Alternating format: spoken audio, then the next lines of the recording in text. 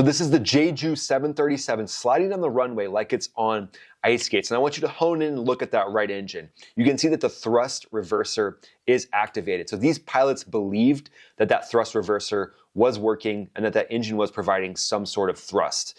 So ultimately in this video, we're gonna look at contributing factors, what went wrong, maybe what went through the pilot's minds. But again, this is just my opinion as a pilot on YouTube. I've flown the 737, I've flown other airliners, and I've flown fighter jets for many years. So I'll just be using that experience to break down what I'm seeing here, but ultimately there'll be an official investigation. And then that stupid concrete wall at the end is ultimately gonna lead to the demise of all these people, and we'll get to that as well. But there you can see this jet has nothing to slow it down. So airliners are built to be efficient and be slick, so they use as little fuel as possible, and that's ultimately what's happening right here. There's no drag on the jet, no spoilers, no speed brakes out. I want you to now take a peek at this bystander's video.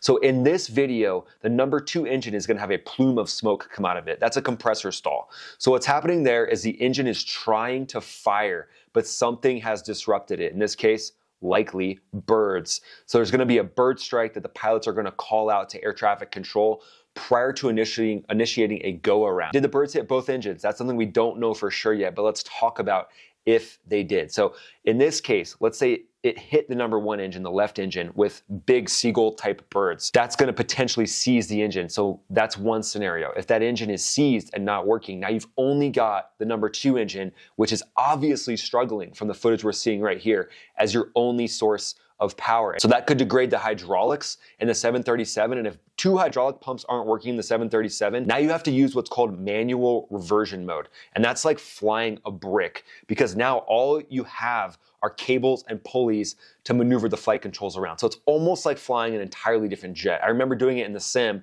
and it was intense. It was like a workout. So that could be a situation. Another situation, the birds just hit the number 2 engine. The number 1 engine is functioning perfectly fine. But when going through checklists, in the pandemonium and confusion, the pilots maybe turned off the wrong engine. Now, hopefully that didn't happen. It remains to be seen. But in that case, now you're only left with the engine that has degraded thrust. So if that's the case, obviously you're almost in a dual engine flameout situation as well. So whether it was pilot induced by the environment, that all remains to be seen. But ultimately, when a pilot feels like their plane doesn't have thrust from either of the engines, you know you're a glider. So what you're gonna do is try to manage your energy to set yourself up to land. And we're gonna get into a diagram in that here in a second. But before that, I want you to watch the touchdown. Now, as the 737 struggles to touch down, what's happening there is ground effect. It's hard to get this jet to touch down for a few different reasons. And then you can see on the right engine there is thermal energy coming off of that engine. So you can see that disrupted pattern there. That means there is thrust coming out of the right engine. No thrust coming out of the left, the number 1 engine. So whatever happened to it, currently no thrust coming out of that thing. But as you come down and you try to touch down in ground effect, especially with a slick jet, it's gonna be really hard. It can actually be pretty hard even with gear and flaps out. You get more lift as you get closer to the ground. So this pilot is struggling through that. They're struggling because they did a teardrop entry, and so there's likely a tailwind, because a headwind was what they were flying into to land normally. But if you do a teardrop situation, now you've got a tailwind and all bets are off as far as your landing distance. So this jet's gonna touch down roughly 4,000 feet down the runway, and that is just a bad place to be on a 9,000-ish foot runway. Ultimately, the 737 in a min distance needs about 4,000 feet, and that's just a rough wag at it. So 4,000 feet is what you need minimum, and that's with gear down, brakes working properly, spoilers working properly. So the fact that this doesn't have any of that and it's touching down halfway down the runway is not gonna bode well. Ultimately, you want to touch down in an airliner somewhere around 1,500 feet down the runway. That's a nice sweet spot.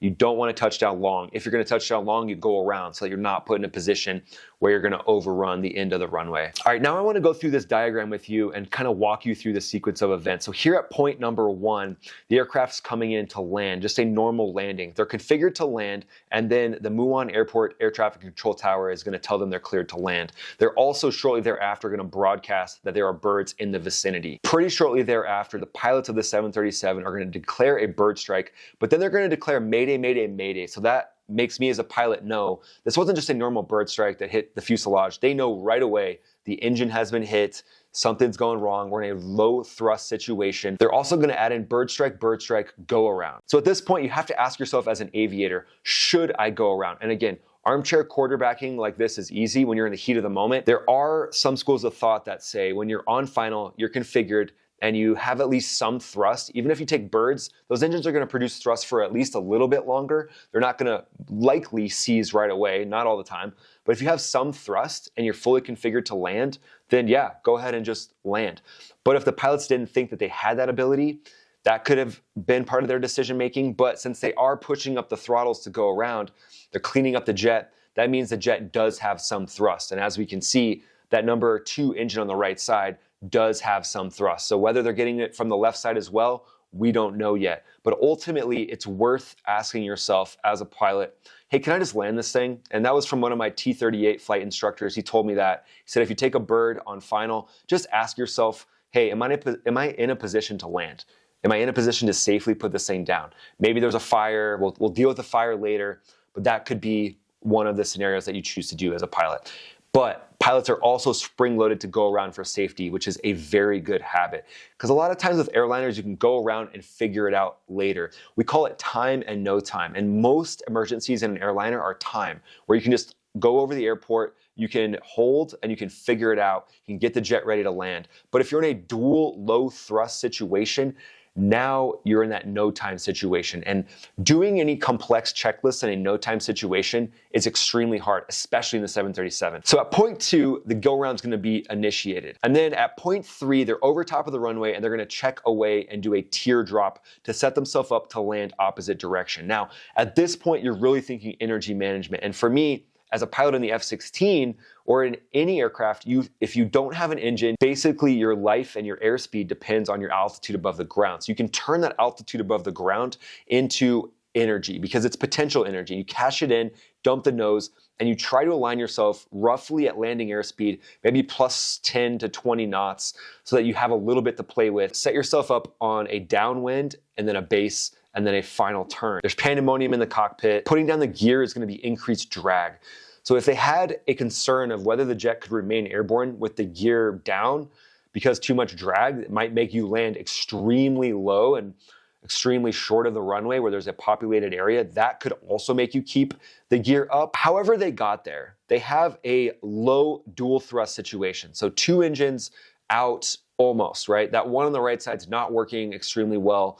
The one on the left seems to be shut down for whatever the reason. In the Boeing 737, if that happens, you're gonna have to do a gravity release of the landing gear, and you have to reach back behind yourself as the first officer and pull these handles that are on the ground, and then you have to do a manual flap extension. It's completely cumbersome, and in a low time situation, it's crazy to think of having to do that. Okay, now I want to talk about the ending. So the root cause of this whole situation. Let's dive into what's called an EMAS. EMAS is an engineered materials arresting system, and it goes on the end of runways to help jets slow down in cases just like this, specifically with the gear down ideally, but even without the gear down, having these breakaway plates that provide drag and friction are going to help slow an aircraft down. So the fuselage might actually provide even more drag, and that's how fast it stops it, because it's like you're digging yourself into concrete and mud and sand and dirt, and it's just going to really create a ton of drag. I think the fuselage,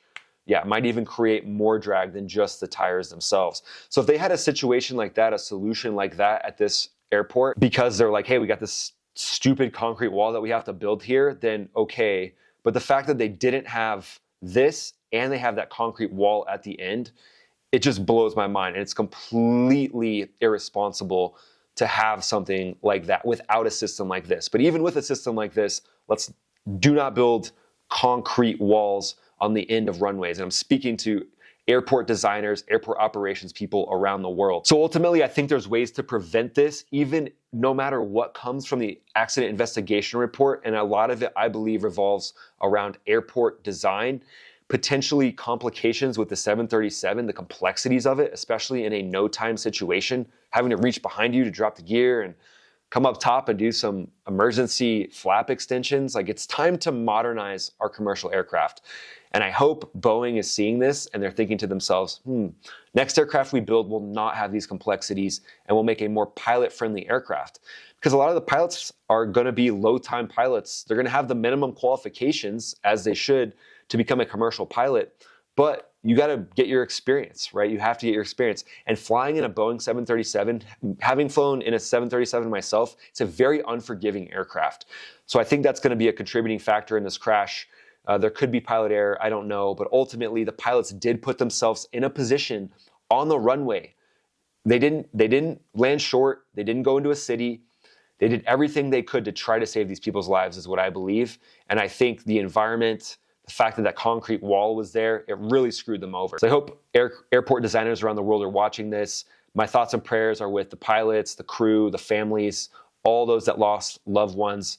May this never happen again. May we all learn from this. Thanks for watching, guys. We'll see you in the next video.